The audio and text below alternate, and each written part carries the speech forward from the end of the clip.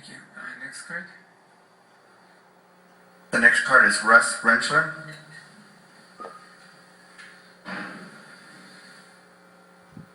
Welcome, Russ.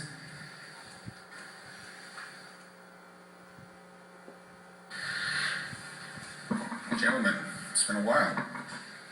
My address is on the card. I'm here tonight to speak about Measure K, just as Mr. Gonzales.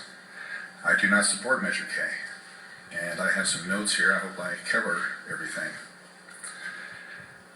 Our last general election, we passed Proposition 30.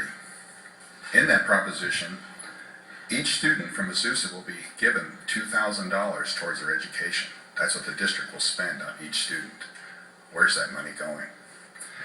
In Measure I was $75 million voter-approved bond, $25 million of state matching funds, for a total of $100 million.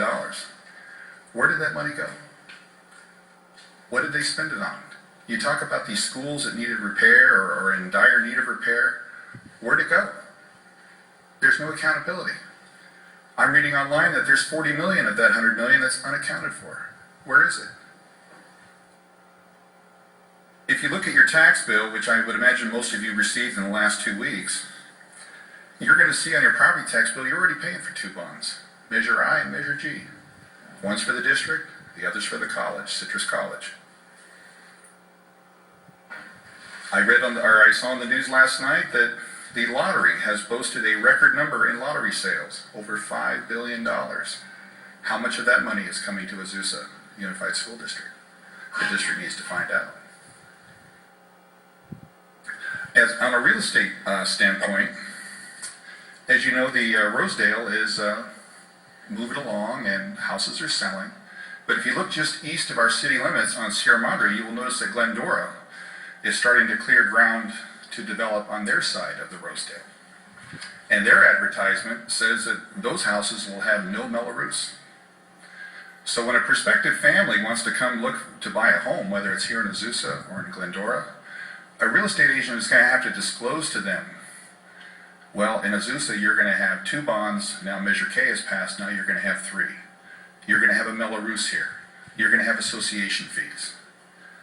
A home buyer is going to be staggered by all those figures. And what do you think they're going to do?